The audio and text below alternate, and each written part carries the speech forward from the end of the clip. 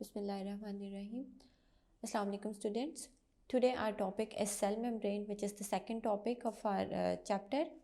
What is cell membrane? कि cell membrane असल में है क्या चीज़? Cell membrane is also known as plasma membrane. And this cell membrane or plasma membrane surrounds all the cells, either eukaryotic or prokaryotic, and in addition to this, they also encloses all the organelles that are present inside the cell. कोई भी cell हो, चाहे वो prokaryotic हो या फिर eukaryotic हो, उसे सेल मेम्ब्रेन ने सराउंड किया हुआ होगा। और सेल के अंदर जितने भी ऑर्गेनल्स प्रेजेंट हैं, membrane bounded organelles just like ribosomes, mitochondria, endoplasmic reticulum, lysosomes, उन सब को जो है सेल मेम्ब्रेन ने एनक्लोज किया हुआ होगा। और सेल मेम्ब्रेन सेल के इंटरनल एनवायरनमेंट को एक्स्ट्रा सेलुलर एनवायरनमेंट से डिफ्रेंशिएट कर रही होगी, यहाँ से उसे डिस्क्रिमिनेट कर रही होगी। मूविंग टुवर्ड्स द कॉम्पोजिशन कि सेल मेम्ब्रेन किस चीज़ से बनी हुई है, उसमें कौन कौन से मैक्रोमोलिक्यूल्स प्रेजेंट हैं और कितनी परसेंटेज में वो आपस में मिलके पूरा सेल मेम्ब्रेन का स्ट्रक्चर बना रहे हैं। Cell membrane is basically composed of protein, lipids and carbohydrates. Proteins are present in 60 to 80%, lipids 20 to 40%, and carbohydrates are present only in small quantities. And we can say that carbohydrates constitute 2 to 10% of plasma membrane structure. अब आ जाते हैं इसके structure की तरफ कि cell membrane का structure क्या है। ये जो मैक्रोमोलिक्यूल्स इसमें प्रेजेंट हैं, प्रोटीन्स, लिपिड्स और कार्बोहाइड्रेट्स, ये किस तरह प्रेजेंट है और इन्होंने अपने आप को किस तरह से अरेंज किया हुआ है। तो अगर हम बहुत पहले की बात करें, in the ancient times cell membrane की जब डिस्कवरी हुई और सेल मेम्ब्रेन के बहुत सारे स्ट्रक्चर्स जो हैं वो डिस्कवर किए गए, लेकिन with the passage of time वो स्ट्रक्चर्स नलीफाई होते गए और कोई भी स्ट्रक्चर जो है वो पूरी तरह से सेल मेम्ब्रेन को एक्सप्लेन नहीं कर पा रहा था। फिर 1972 में दो साइंटिस्ट हैं जिनका नाम है S Jonathan Singer and Garth Nicolson. इन दोनों ने 1972 में एक मॉडल दिया सेल मेम्ब्रेन का। That model is known as fluid mosaic model, और ये मॉडल बहुत अच्छा एक्सप्लेनेटरी मॉडल था और आज तक यही मॉडल जो है वो माना जाता है। And what is meant bye fluid mosaic model, या इस मॉडल को फ्लूइड मोज़ेक मॉडल ही क्यों कहा गया? तो इसके नाम से ही पता चलता है कि fluid means floating. Cell membrane में जो लिपिड्स हैं वो बाइलेयर की फॉर्म में अरेंज्ड होते हैं और वो फ्लोटिंग फॉर्म में अरेंज होंगे, उनमें बहुत फ्लूइडिटी होगी। मीन कि लिपिड्स जो हैं वो एक ही जगह पे स्टक फॉर्म में, एक ही जगह पे स्टेशनरी फॉर्म में प्रेजेंट नहीं होंगे, वो फ्लूइड फॉर्म में प्रेजेंट होंगे, वो फ्लूइड सी बना रहे होंगे। In between them, the proteins are arranged in irregular or mosaic manner. जो उसके अंदर proteins हैं वो कहीं पे irregularly और mosaic manner में उनके दरमियान में lipid bilayer के दरमियान में enclosed होंगी. So due to these properties, the model is known as fluid mosaic model. अब हम देख लेते हैं कि जो लिपिड्स हैं, जब वो लिपिड बाइलेयर बना रहे हैं तो लिपिड बाइलेयर किस तरह से बन रही है। तो लिपिड बाइलेयर के लिए हमें पता होना चाहिए कि एक फॉस्फोलिपिड जो मॉलिक्यूल है उसका स्ट्रक्चर क्या है। तो फिर हम आ जाते हैं कि एक फॉस्फोलिपिड मॉलिक्यूल के स्ट्रक्चर को देख लेते हैं कि उसमें क्या क्या प्रेजेंट है। This phospholipid is basically consist of two parts. The upper one is phosphate head. This phosphate head is polar part. जो भी इस फॉस्फोलिपिड का ये पोलर पार्ट है, इसका मतलब ये है कि इसकी अफिनिटी वाटर की तरफ ज़्यादा होगी। And this part is also known as hydrophilic. इसको हाइड्रोफिलिक भी कहा जाता है. What is meant by hydrophilic? Hydrophilic means water loving. कि फॉस्फेट हेड पार्ट जो है फॉस्फोलिपिड का वो वाटर लविंग पार्ट्स है, उसको पसंद है कि वो जब भी अरेंज होगा वो वाटर की तरफ अरेंज होगा. And the second part is known as fatty acid tail. This fatty acid tail is non-polar part, and this is hydrophobic part of the phospholipid. Hydrophobic means water hating या फिर water repellent. कि ये वो part है जो कि water से दूर भागता है, ये वाटर की तरफ अरेंज नहीं हो सकता, वाटर हेटिंग पार्ट है, हाइड्रोफोबिक है. सो जब भी ये फॉस्फोलिपिड मॉलिक्यूल्स अरेंज होंगे तो ये इस तरह से अरेंज होंगे कि fatty acid tail interior side पे अरेंज होगी, वाटर से दूर अरेंज होगी. तो अब ये जब फॉस्फोलिपिड मॉलिक्यूल्स आपस में अरेंज होकर बाई लेयर बनाएंगे तो इनकी अरेंजमेंट किस तरह से है. जब भी ये फॉस्फोलिपिड मॉलिक्यूल्स बाइलेयर बना रहे हैं तो इनके जो फॉस्फेट हेड्स हैं वो दो जगह पे अरेंज होंगे, एक तो सेल एक्स्ट्रा सेलुलर सरफेस की साइड पे और दूसरा सेल के इंटरनल सरफेस की साइड पे टूवर्ड्स द साइटोप्लाज्म, क्योंकि सेल के बाहर भी वाटर प्रेजेंट है और सेल के अंदर भी वाटर प्रेजेंट है। तो ये वाटर लविंग पार्ट हैं, तो ये वाटर की तरफ अपने आप को अरेंज कर लेंगे। बाकी बच के fatty acid tails, as fatty acid tails are hydrophobic and water repellent, तो ये अपने आप को इंटीरियर साइड पे अरेंज कर लेंगे, फॉस्फेट हेड्स के अंदर वाली साइड पे अरेंज करेंगे ताकि ये वाटर से दूर अरेंज हो, और यहाँ पे ये फैटी एसिड टेल्स आपस में डिफ्यूज़ भी हो सकती हैं, ये आपस में इनक्लोज्ड फॉर्म में यहाँ पे पूरा स्ट्रक्चर बना लेंगी, और ये जो पूरी लिपिड बाइलेयर बनेगी ये फ्लूइड फॉर्म में प्रेजेंट होगी। अब हमने देख लिया कि लिपिड बाइलेयर जो है वो किस तरह प्रेजेंट है और ये किस तरह अपने आप को अरेंज कर रहे हैं, फॉस्फेट हेड्स कहाँ पे अरेंज हो रहे हैं और फैटी एसिड टेल्स कैसे अरेंज हो रही हैं। उसके बाद आ जाते हैं प्रोटीन्स की तरफ। हमने देखा है कि प्रोटीन्स जो है वो मोज़ेक मैनर में स्ट्रक्चर के अंदर प्रेजेंट होती हैं। अब प्रोटीन्स दो तरह से प्रेजेंट हो सकती हैं। The first one is the proteins are embedded in lipid bilayer, के ऐसी प्रोटीन्स जो कि लिपिड बाइलेयर के अंदर एम्बेडेड फॉर्म में प्रेजेंट हैं, पूरी की पूरी उसके अंदर से पास कर रही हैं, ऐसी प्रोटीन्स को कहते हैं intrinsic proteins. These proteins are embedded fully in the lipid bilayer. And the second type of proteins are known as peripheral proteins. Periphery means edge. ऐसी proteins जो कि सिर्फ attach होती हैं towards the inner और outer surface of the membrane, और ये पूरी सेल के अंदर लिपिड बाइलेयर के अंदर से नहीं गुजर रही होती, तो ऐसी प्रोटीन्स को कहा जाता है peripheral proteins, and these proteins are only attached to the inner or outer membrane surface and are not enclosed in the lipid bilayer. उसके बाद प्रोटीन्स दो तरह की हो सकती हैं। प्रोटीन के स्ट्रक्चर्स आप लोगों ने पढ़े हुए हैं कि प्रोटीन्स ग्लोबुलर भी हो सकती हैं और फाइब्रस प्रोटीन्स भी हो सकती हैं। The globular proteins are in the form of complex proteins and tertiary structure is more common in them. So these proteins are globular proteins, and the here that in which the secondary structure is more common and it just resembles a long thread. This protein is known as fibrous protein.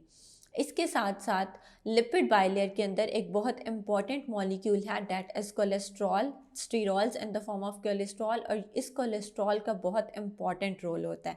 अब ये cholesterol क्या करता है कि ये lipid bilayer को less permeable बनाता है टुवर्ड्स वाटर सॉल्युबल सब्सटेंसेस, क्योंकि अब ये पूरी लिपिड बाइलेयर है, ये पूरा सेल मेम्ब्रेन का स्ट्रक्चर है, तो सेल मेम्ब्रेन की ये प्रॉपर्टी है कि ये सिर्फ fat soluble substances, lipid soluble substances को अपने अंदर से पास होने देती है और वाटर सॉल्युबल सब्सटेंसेस को पास नहीं होने देगी। क्यों नहीं होने देगी? क्योंकि ये लिपिड्स की बनी हुई है, तो लिपिड सॉल्युबल सब्सटेंसेस आसानी से इसके अंदर डिज़ोल्व होकर सेल के अंदर मूव कर सकते हैं। सो due to this it is also known as selectively permeable or partially permeable because it allows only selective substances to pass through it. अब ये या तो सिर्फ लिपिड सॉल्युबल सब्सटेंसेस को गुजरने देगी और स्मॉल मॉलिक्यूल्स और न्यूट्रल मॉलिक्यूल्स को भी गुजरने देगी, लेकिन अगर लार्ज मॉलिक्यूल्स हैं, वाटर है या फिर आयंस हैं डेट आर आइदर पॉजिटिव और नेगेटिव, उनको ये अपने अंदर से डायरेक्टली पास नहीं होने देगी।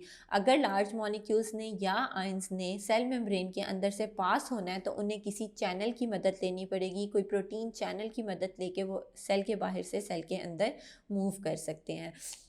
So the cholesterol plays an important role in making the cell membrane less permeable towards water soluble substances. और इसके साथ साथ सेल मेम्ब्रेन का और स्ट्रक्चर क्या है कि ये सेल मेम्ब्रेन कोलेस्ट्रॉल का और स्ट्रक्चर ये है कि ये सेल मेम्ब्रेन को रिजिडिटी प्रोवाइड कर रहा होता है और उसके साथ साथ सेल मेम्ब्रेन के स्ट्रक्चर को स्टेबलाइज कर रहा होता है। अब इसके बाद हमने पढ़ा है कि कॉम्पोजिशन में कि प्रोटीन और लिपिड्स के साथ साथ कुछ कार्बोहाइड्रेट्स भी प्रेजेंट होते हैं। These carbohydrates are either attached with proteins or with lipids. अगर तो कार्बोहाइड्रेट्स या शुगर मॉलिक्यूल्स प्रोटीन्स के साथ अटैच्ड फॉर्म में पाए जाते हैं तो ये एक कॉम्प्लेक्स स्ट्रक्चर बना देंगे जिसे क्या कहा जाता है, ग्लाइकोप्रोटीन। और अगर कार्बोहाइड्रेट्स लिपिड्स के साथ अटैच्ड फॉर्म में प्रेजेंट होंगे तो इनको कहा जाएगा ग्लाइकोलिपिड्स। और these complex molecules glycoproteins and glycolipids play an important role. अब हमने यहाँ तक इसका पूरा स्ट्रक्चर देख लिया कि सेल मेम्ब्रेन में क्या क्या प्रेजेंट है और इसने स्ट्रक्चर बनाया किस तरह हुआ है, लिपिड बायलेयर, मोज़ेइक पैनल। अब हम इसके फंक्शंस की तरफ जाएंगे कि सेल मेम्ब्रेन के फंक्शंस कौन कौन से हैं और कौन से डिफरेंट फंक्शंस ये सेल के अंदर परफॉर्म कर रहा होता है। फंक्शंस ऑफ सेल मेम्ब्रेन के सेल मेम्ब्रेन के कौन कौन से फंक्शंस हैं। The first one is to regulate movement of materials into and out of the cell and also from one part of the cell to another. कि अगर किसी भी मटीरियल ने सेल के बाहर से सेल के अंदर जाना है या फिर सेल के अंदर से सेल के बाहर मूव करना है, तो उनकी जो कंट्रोल, उनको कंट्रोल करना है, उनको रेगुलेट करना है, वो सेल मेम्ब्रेन उसको कंट्रोल कर रही होगी। क्योंकि ये सेलेक्टिवली परमिएबल मेम्ब्रेन है, ये कुछ पार्टिकल्स को तो विद सिंपल डिफ्यूजन पास होने देगी और कुछ को ये स्पेसिफिक प्रोटीन चैनल्स में से पास होने देगी। तो ये सारा कंट्रोल जो है वो सेल मेम्ब्रेन के पास होगा। And also from one part of the cell to another, अगर कुछ मॉलिक्यूल्स हैं जिन्होंने सेल के एक पार्ट से सेल के दूसरे पार्ट में जाना है, जैसे कि अगर कोई एंजाइम्स प्रोड्यूस होते हैं, वो प्रोड्यूस कहाँ पे हो रहे हैं, राइबोसोम्स उनको प्रोड्यूस कर रहे हैं on the rough endoplasmic reticulum. वहाँ से रफ एंडोप्लाज्मिक रेटिकुलम से उन एंजाइम्स ने गोल्गी अपरेटस के पास जाना है। गोल्गी अपरेटस से उनकी पैकेजिंग होनी है, फिर उन्होंने जो है पैक होके गोल्गी अपरेटस ने उनको एलिमिनेट करना और बाद में वो जहाँ पे उनकी ज़रूरत होगी उन्होंने वहाँ पे पहुँचना है।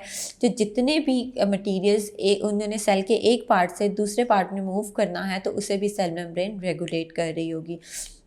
Separate the inside of cell from outside. Cell membrane क्योंकि एक आउटर बाउंड्री है किसी भी सेल की, तो सेल मेम्ब्रेन जो भी सेल का इंटरनल इन्वायरमेंट है, इनसाइड ऑफ सेल है, उसे सेल के एक्स्ट्रा सेलुलर इन्वायरमेंट से सेपरेट करके रखेगी। And the third one is it also separates various organelles within cell. हमने पीछे पढ़ा है कि सेल के अंदर जो ऑर्गेनल्स प्रेजेंट हैं उनकी भी आउटर मेम्ब्रेन होगी सेल मेम्ब्रेन। तो सेल के अंदर जो ऑर्गेनल्स प्रेजेंट हैं उनको भी सेल मेम्ब्रेन ने एक दूसरे से सेपरेट किया हुआ होगा। And the next one is provide large surface area on which chemical reactions can occur। क्योंकि सेल मेम्ब्रेन हर सेल की आउटर कवरिंग है और हर ऑर्गेनल की भी आउटर कवरिंग है, तो ये एक लार्ज सरफेस एरिया प्रोवाइड करेगी जिसके ऊपर काफ़ी सारे केमिकल रिएक्शंस जो कि बॉडी की वर्किंग के लिए चाहिए होते हैं वो सेल मेम्ब्रेन के ऊपर हो रहे होंगे। Separate cells from one another. अब सेल मेम्ब्रेन ऑर्गेनल्स को भी सेपरेट कर रही है, एक सेल को दूसरे सेल से भी सेपरेट करेगी। अगर एक टिश्यू है तो टिश्यू के अंदर ग्रुप ऑफ सेल्स प्रेजेंट होते हैं, उन सेल्स को आपस में सेपरेट कौन करेगा, सेल मेम्ब्रेन सेपरेट करेगी। And these are also the site of receptors. Cell membrane क्योंकि हर सेल की आउटर कवरिंग है, तो सेल मेम्ब्रेन के ऊपर बहुत सी तरह के रिसेप्टर्स प्रेजेंट होते हैं। उन रिसेप्टर्स का काम क्या है कि कोई भी एक्स्ट्रा सेलुलर सिग्नल जिसने आके रिसेप्टर के ऊपर बाइंड करना है और बाइंड होने के बाद वो सेल के अंदर कोई भी मैसेज पहुंचाना चाहता है, तो एक्स्ट्रा सेलुलर सिग्नल से इंट्रा सेलुलर सिग्नल जो है वो डेवलप हो जाएगा। तो सेल मेम्ब्रेन के ऊपर बहुत सी तरह के रिसेप्टर्स जो हैं वो पाए जाते हैं, जिसकी वजह से सेल सिग्नलिंग और सेल फंक्शनिंग में जो है बहुत सारी मदद होती है। And the last one is selectively permeable. जो पहले भी डिस्कस करके आए हैं कि जो सेल मेम्ब्रेन है वो सेलेक्टिवली परमिएबल है या फिर पार्शली परमिएबल है। This permeable word is derived from Latin word permeare that means pass through. कि ये सेल मेम्ब्रेन सिर्फ अपने अंदर से कुछ सेलेक्टिव सब्सटेंसेस को गुजरने देती है और बाकियों को वो गुजरने नहीं देगी। इनकी एक थ्रेश होल्ड लिमिट है कि इतने मैस के सब्सटेंसेस जो हैं वो गुजर सकते हैं, अगर उससे ज़्यादा बड़े सब्सटेंसेस हैं, मटीरियल मॉलिक्यूल्स हैं, तो वो सेल मेम्ब्रेन के अंदर से पास नहीं हो सकते। And due to this property and this selectively permeable property of cell membrane is essential for maintaining cellular homeostasis। ये property जो है cellular homeostasis को maintain करने के लिए बहुत important role play करती है। What is meant by cellular homeostasis? Homeostasis means always standing या always static environment, एक ही तरह का constant environment। And we can define cellular homeostasis as maintenance of relatively constant internal environment despite fluctuation in the external environment. कि चाहे cell के बाहर extra cellular environment में कुछ फ्लक्चुएशंस आ भी रही हैं, कुछ मैक्रोमोलिक्यूल्स की क्वांटिटी ज़्यादा हो रही है, कुछ की कम हो रही है, कोई सिग्नल आ रहा है, तो ये सेलेक्टिवली परमिएबल मेम्ब्रेन इस क्या करेगी कि ये सेल का जो इंटरनल एनवायरनमेंट है उसे कांस्टेंट रहने देगी, उसमें ज़्यादा फ्लक्चुएशंस नहीं आने देगी। इसकी वजह से ये सेल को काफ़ी सारी चीज़ों से जो है वो बचा के रखेगी bye maintaining it's constant internal environment.